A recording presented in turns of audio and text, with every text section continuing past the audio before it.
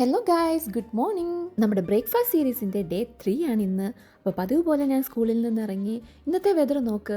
ഇന്നലെ ആണെങ്കിൽ സണ്ണി ആയിരുന്നു, മിനിഞ്ഞാന്നാണെങ്കിൽ ക്ലൗഡി ആയിരുന്നു. ആൻഡ് ഇന്ന് രണ്ടും കൂടെ മിക്സ് ചെയ്ത ഒരു ക്ലൈമറ്റാണ്. എപ്പോൾ വേണേലും മഴ പെയ്യാമെന്നുള്ള അവസ്ഥ. Look at the rain clouds. വീട്ടിലെത്തുന്നിടം വരെ മഴ പെയ്യരുതേ എന്നുള്ള ഒരു ആഗ്രഹം മാത്രമേ എനിക്കുണ്ടായിരുന്നുള്ളൂ. എന്തൊരു പ്രകൃതി ഭംഗിയാണല്ലേ ആ ഒരു ചെടികളും സ്കൈയും അതുപോലെ തന്നെ ക്ലൗഡ്സും എല്ലാം കൂടെ നിൽക്കുന്നത് കാണാൻ എന്ത് ഭംഗിയുണ്ട്. ഇത് ഞാൻ കുറച്ചുകൂടെ ഫ്രണ്ടിലോട്ട് ചെന്നപ്പോൾ ഉള്ളൊരു വ്യൂ ആയിരുന്നു. എനിക്ക് ഇത് കണ്ടപ്പോൾ എനിക്ക് എടുക്കാതിരിക്കാൻ തോന്നിയില്ല. അങ്ങനെ എടുത്തൊരു വ്യൂ ആണിത്. അങ്ങനെ നടന്ന് നമ്മുടെ വീടിൻ്റെ ഫ്രണ്ടിലെത്തി. ഇത് നമ്മുടെ വീടിൻ്റെ ഫ്രണ്ടിലുള്ള ഞാൻ എൻ്റെ ഹോം ടൂറിൽ കാണിച്ചിട്ടുണ്ട്. ആ ഒരു ജംഗിളാണ് കേട്ടോ അത്. അപ്പോൾ ഇന്നത്തെ നമ്മുടെ സ്പെഷ്യൽ മസാല ദോശയാണ്. ഞാൻ സാധാരണ പൊട്ടാറ്റോ ഫുള്ളായിട്ട് ബോയിൽ ചെയ്യാറില്ല. ഞാൻ ചെറിയ പീസുകളായിട്ട് കട്ട് ചെയ്തിട്ട് മാത്രമേ അത് വേവിച്ചെടുക്കത്തുള്ളൂ. അതാണ് കുറച്ചും കൂടി എളുപ്പമായിട്ട് എനിക്ക് ഫീൽ ചെയ്തിട്ടുള്ളത്. മറ്റേത് ഫുള്ളായിട്ടിട്ട് വേവിച്ച് അതിൻ്റെ തൊലിയൊക്കെ കളഞ്ഞ് അതെനിക്ക് പാടാണ്. ഇതാകുമ്പം തൊലിയെല്ലാം കളഞ്ഞിട്ട് കട്ട് ചെയ്തിട്ടിട്ട് വേവിച്ചെടുക്കുകയാണെങ്കിൽ കുറച്ചുകൂടി ഈസി ആയിട്ട് കിട്ടുമെന്ന് എനിക്ക് തോന്നിയിട്ടുണ്ട്. അതുകൊണ്ട് ഞാൻ അങ്ങനെയാണ് സാധാരണ ചെയ്യുന്നത്.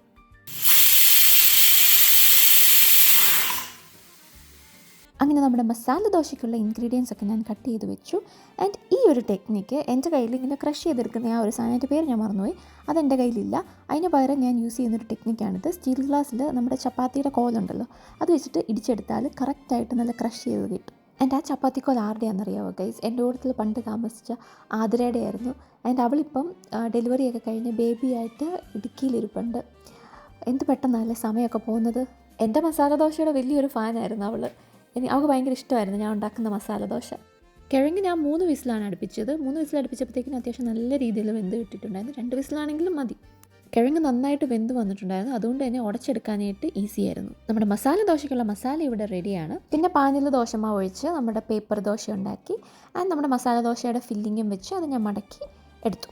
ഫില്ലിങ് അത്യാവശ്യം നല്ല രീതിയിൽ വെച്ചതുകൊണ്ട് അത്യാവശ്യം വെയിറ്റ് ഉണ്ടായിരുന്നു മസാല ദോശയ്ക്ക്. അതുകൊണ്ട് അത് എടുക്കാനായിട്ട് ഒരു ഇച്ചിരി ബുദ്ധിമുട്ടുണ്ടായിരുന്നു. പിന്നെ ഞാൻ ഒരുവിധം ആ പ്ലേറ്റിലോട്ട് തള്ളിയിട്ടാണ് ഞാൻ എടുത്തത്. അടുത്ത മസാല ദോശയ്ക്കുള്ള മാവ് ഒഴിച്ച് നമ്മുടെ ഫസ്റ്റ് മസാല ദോശ ടേസ്റ്റ് ചെയ്യാൻ വേണ്ടിയിട്ട് പോവാണ് ഞാൻ. സാമ്പാറും ഇന്നലത്തെ തക്കാളി ചട്നിയുമാണ് നമ്മുടെ സൈഡ് ഡിഷ്.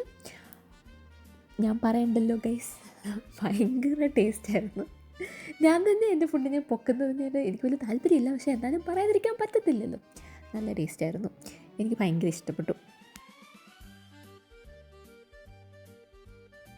നിന്ന് കഴിക്കുന്നത് വേറൊന്നും കൊണ്ടല്ല കേട്ടോ. മറ്റേ ദോശ ഞാൻ പാനിൽ വെച്ചിട്ടുണ്ട്, അത് ഇടയ്ക്ക് നോക്കണം. അതിനു വേണ്ടിയിട്ടാണ് ഞാൻ നിന്നുകൊണ്ട് കഴിക്കുന്നത്. എന്താണെങ്കിലും ദോശ അടിപൊളിയാണ്. മസാല ദോശ നിങ്ങൾ ട്രൈ ചെയ്ത് നോക്കൂ. അപ്പോൾ അത്രയുള്ള ഇന്നത്തെ വീഡിയോ. ബൈ.